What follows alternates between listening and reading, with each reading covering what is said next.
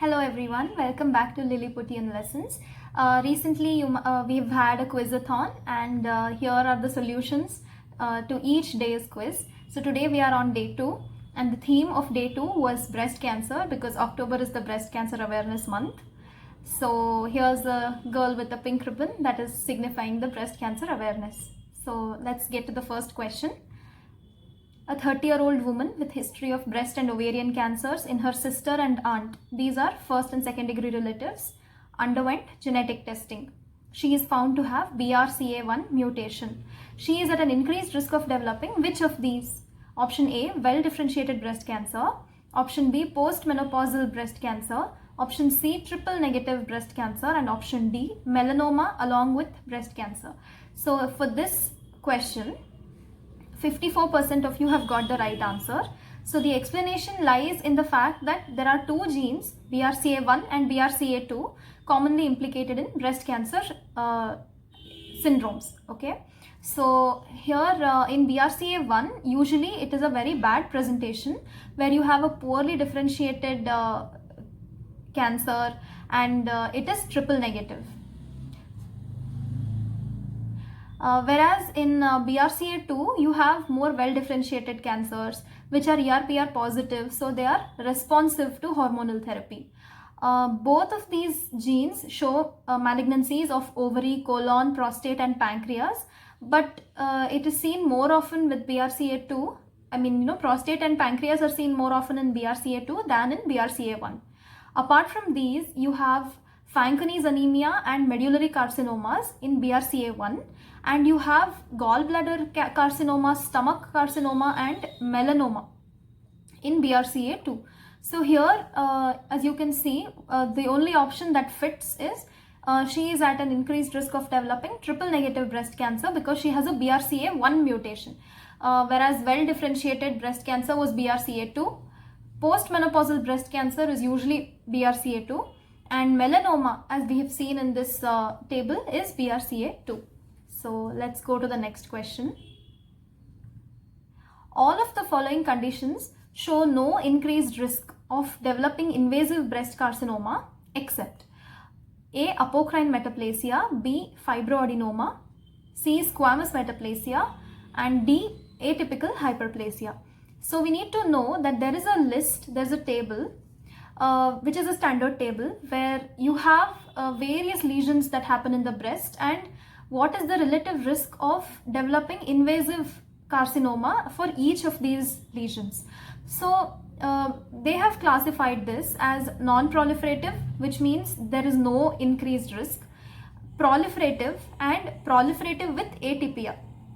So as you can see, the answer here will be atypical hyperplasia, which is seen in the third row, which is proliferative with atypia, where the relative risk is 4.5 to 5, which means you are 5 times at a higher risk of developing invasive carcinoma. Whereas no increased risk means whether you have that lesion or not, you have the same risk of developing invasive breast carcinoma as any general population member. So the first three options are here in this section, whereas this atypical hyperplasia is in the third section. So that is the answer. So let's go to the next question. Question number 3. Which of the following is the most common cause of bloody nipple discharge in a non-lactating woman? This is a very frequently asked question and a very important question even clinically. Options are duct ectasia, Paget's disease of the breast, intraductal papilloma, and galactorrhea. So as you can see, 58% of you have got this correct. The answer is intraductal papilloma. So these are some of the common causes of nipple discharge. If it is hemorrhagic, the most common cause will be intraductal papilloma. If it is milky, it's usually either a lactating woman or it's a galactorrhea in prolactinoma, depending on her status. Greenish or yellowish discharge will be duct ectasia, and purulent discharge will be for infections, that is mastitis. So I hope this is clear. The next question is, a 25-year-old lactating mother presents to your clinic with high-grade fever, painful engorged breast which is very tender. Which of the following is the most common cause, excuse the spelling mistake, is the most common cause and the most common source of her infection. So this is a lactational mastitis. So the options are aerobic bacteria from infant's nasopharynx, aerobic bacteria from maternal skin flora, anaerobic from infant's nasopharynx, and anaerobic from maternal skin flora. So we need to know which is the most common cause of mastitis, and the answer to that will be Staph aureus. And where is it coming from? It's coming from the infant's nasopharynx. This is a direct factual question, and this is very important even clinically. Okay, next let's move on to the fifth question. 4 women have come to your clinic with routine breast ultrasound reports. They have undergone screening and they have come to your clinic. Which of them may not have breast malignancy? Okay, so 3 of them have breast malignancy and 1 of them does not have breast malignancy, and based on these reports you have to tell which of them do not have breast malignancy. Okay, so Mrs. A, B, C and D. Mrs. A with a report showing lump with central vascularity. Mrs. B, whose report is showing a hypoechoic lesion. Mrs. C with a report showing a lump with thin echogenic pseudocapsule.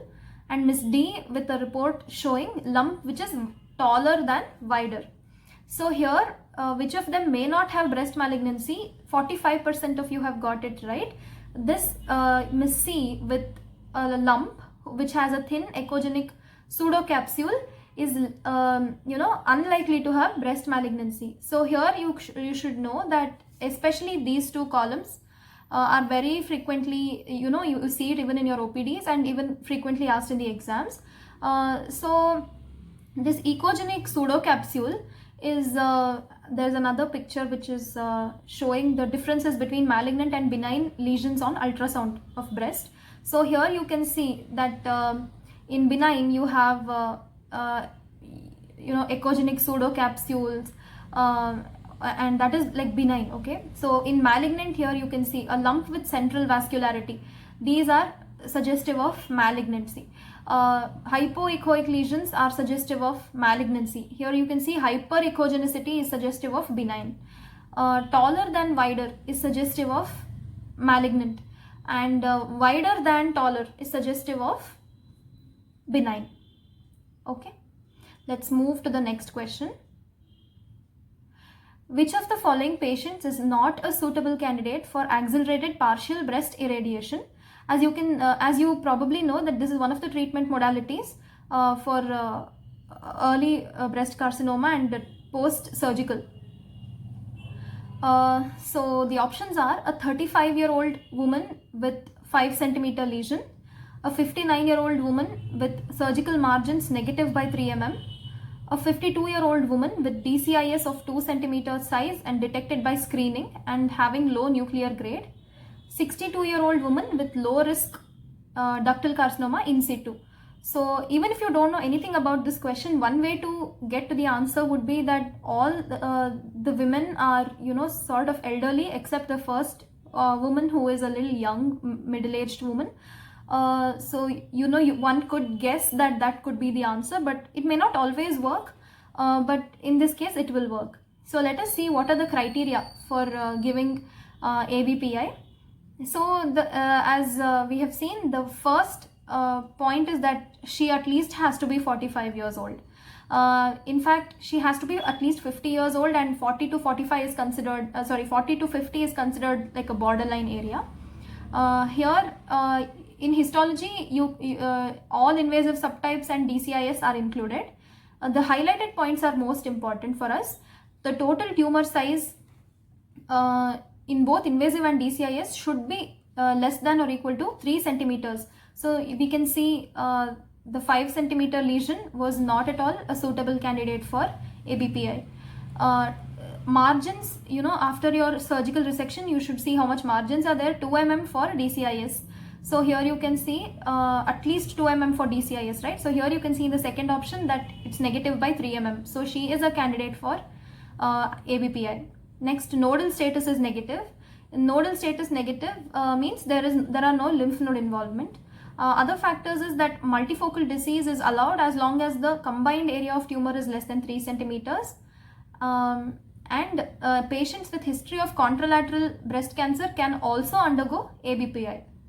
These are some points which they may ask in the future exams. So let's go to the next question. What is the recommended age to start screening mammography? 40 years, 45 years, 50 years and 55 years. This is a sort of general knowledge kind of a question. 60% have got it right. The answer is correct, 40 years. Every year you have to screen any woman who is aged 40 and above for breast cancer. So that was a factual question. So let's go to the next one. Which of the following statements is false regarding mammography? So mammography is a very, very important concept, investigation, both for life as well as entrance exams. So you have to know in and out about mammography. Option A, it is best if it is done in the first half of the menstrual cycle. The dose of radiation from mammography is 0.1 centigrade per study. The sensitivity of mammography decreases as age advances. Mediolateral oblique view covers greater volume of breast, and craniocaudal view provides better visualization of the medial aspect of breast. So which of the following is false? It is that option C, which 69% of you have got it right. The sensitivity of mammography does not decrease as the age advances. In fact, it increases, and because younger women tend to have dense breast tissue, mammography is not that sensitive. Whereas in elderly women, where they don't have that dense breast tissues, mammography is very, very sensitive in picking up malignant lesions. The other three options are true. So here we'll see it is best if it is done in first half of menstrual cycle. Why is that so? Because breast tissue is more compressible that time, and that compression will be less painful because glandular tissue will be less dense in the first half of the menstrual cycle. Also, because the cells are in the G2 phase, you have less risk of radiation exposure in that particular phase of menstrual cycle. So the dose of radiation, conventional mammography will deliver a radiation dose of 0.1 centigrade per study. You should know that by comparison, a chest x-ray is almost 1/4 of this. So in a mammogram, you get 4 times more radiation exposure than a normal x-ray. And the fourth option, you can see these are the different views of mammography. These are mediolateral oblique views, and these are craniocaudal views. Okay, let's move to the next question. 4 women undergo routine mammography screening at 50 years of age and present their reports to you. Just like the other question where they presented with their ultrasound screening reports, here these women are presenting to you with mammography screening reports. Which one of them is unlikely to have a malignant disease? So 3 of them have malignancy and 1 is benign. So we need to find out which one is benign. Miss W with a report showing stellate spiculated margins. Mrs. X with a report showing microcalcification of 0.3 mm size. Mrs. Y with a report showing low density lesion and a thin halo surrounding the lesion. Miss Z with a report showing high density lesion with a wide halo around the lesion. So A, B and D have malignant disease and C has a benign disease. So let us see some of the differences. See, here you can see that the spiculated margins is always malignant. Microcalcification is the most important one, and microcalcification of 0.3 mm is very, very suggestive of malignancy. So A and B are surely malignant.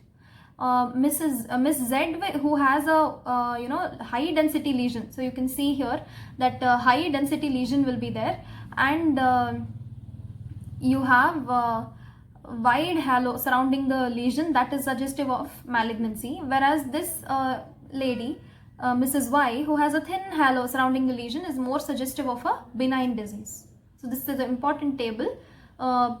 Please note this. So we'll move to the next question.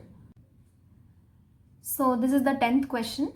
A 46-year-old woman underwent a needle biopsy for BIRADS 4 lesion, and the tissue sections were stained for as a part of immunohistochemistry to find out HER2/neu status. Which among the following images depicts the finding where this woman will be required to undergo FISH to confirm her receptor status? So FISH is fluorescent in situ hybridization, and the concept to be known here is that in a HER2/neu, when you stain the slide, there can either be 1+, 2+, or 3+. 1+ means that less than 10% of the cells are getting stained for HER2/neu, which technically means that it is negative. 2+ means that between 10 to 40% are getting stained and it is equivocal. We're not very sure if it is positive or negative. 3+ means that more than 50% of the cells are getting stained for HER2/neu. And as you can see, it is a membrane bound receptor. So all the outlines of each membrane will get stained. And in 3+, it is very darkly stained. So we know certainly that it is positive. Whereas in HER2 1+, it is certainly negative. In 2+, we are not sure. So for that, we need to undergo FISH to confirm if we are truly positive or truly negative. So with this, we come to the end of day 2 solutions. Subscribe to the channel if you have not yet done. We have a lot more content coming up. So I'll see you soon. Bye bye.